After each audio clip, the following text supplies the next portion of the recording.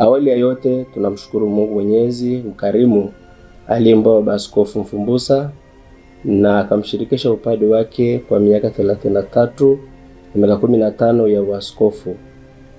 Katika maisha yake amegusa sana maisha ya watu wengi.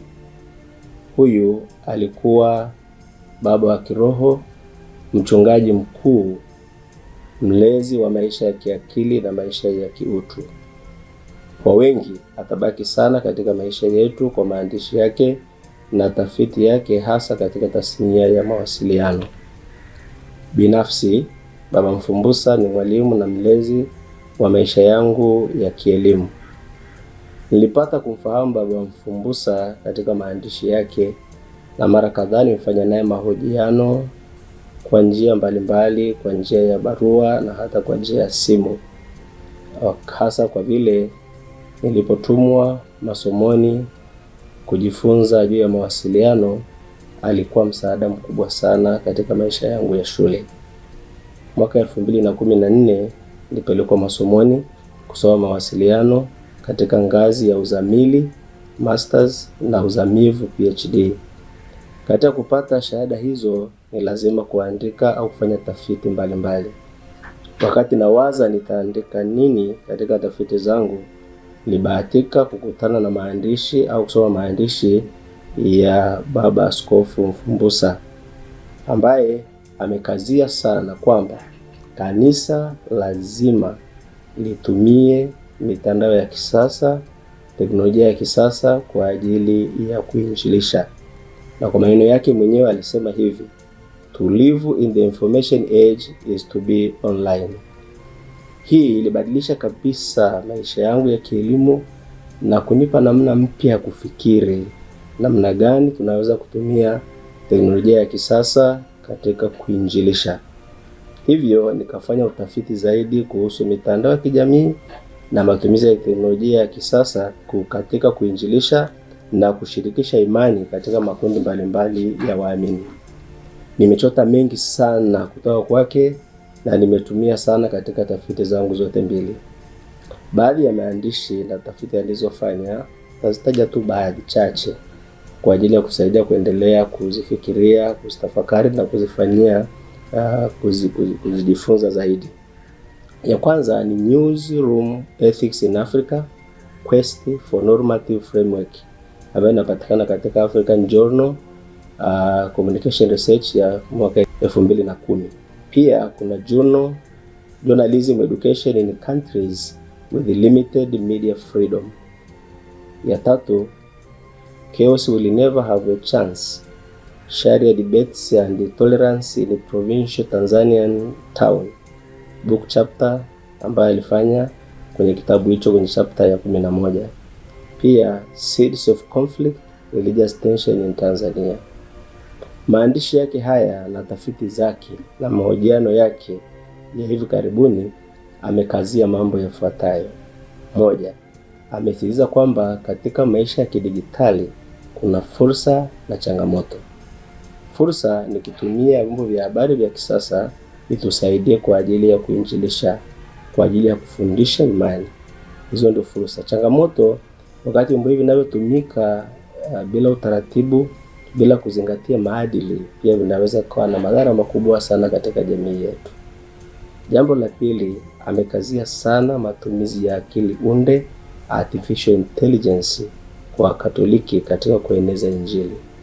Ni nafasi ya kufundisha Injili katika nyakati zetu za kidigitali.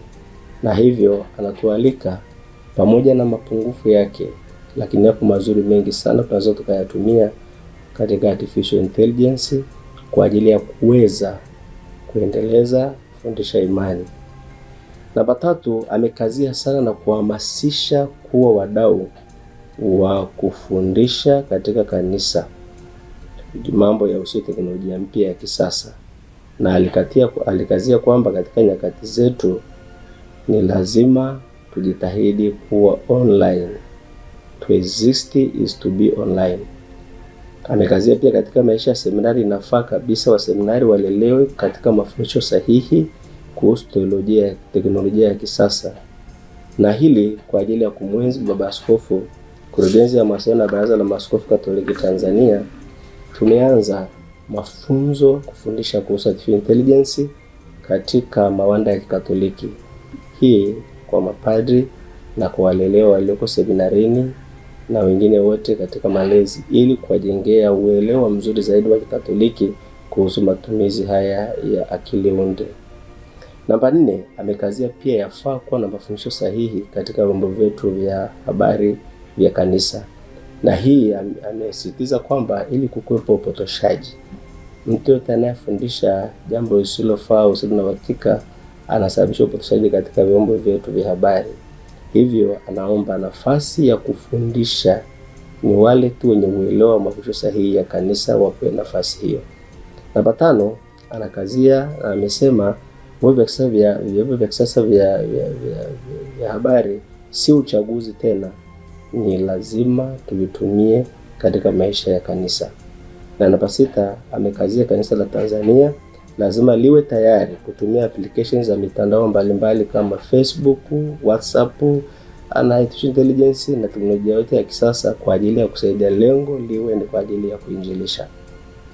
Kurugenzi ya mawasiliano ya Baraza la Maaskofu Katoliki Tanzania inamshukuru sana hayati Baba Askofu Mfumbusa, kwani alipokuwa askofu mwenyekiti wa kurugenzi ya mawasiliano ya Baraza la Maaskofu Katoliki Tanzania alitengeneza mtizamo mpya kabisa katika idara, hasa kutengeneza chombo kinachoitwa Catholic Publishers kusaidia namna nzuri ya kuimarisha gazeti la kiongozi. Mchango wake ni mkubwa. Itoshe tu kusema alifanya kazi kubwa na kuleta mwanga mpya katika kurugenzi ya mawasiliano ya Baraza la Maaskofu Katoliki Tanzania.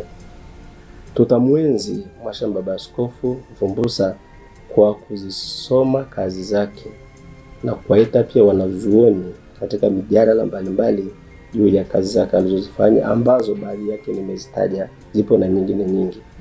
Pia tunawaalika wanafunzi wanaofanya tafiti kuzisoma kazi zake yenye mawazo mapana na mazito na kuziandikia, ndio namna nzuri ya kumwenzi. Nahitimisha kwa kusema kuwa Baba Mfumbusa alikuwa baba wa kiroho, mchungaji mkuu, mlezi wa waandishi wa habari na mtafiti mbobezi. Baba ataendelea kuishi katika maisha yetu kwa kazi alizozifanya, na hizi sababu ya kumtukuza Mungu kwa ajili yake. Raha ya milele umpe Askofu Mfumbusa, Bwana, na mwanga wa milele umwangazie, apumzike kwa amani. Amina. Makala hii maandaliwa na Padre Faustine Furaha, kurugenzi ya mawasiliano ya Baraza la Maaskofu Katoliki Tanzania. Asanteni kwa kunisikia.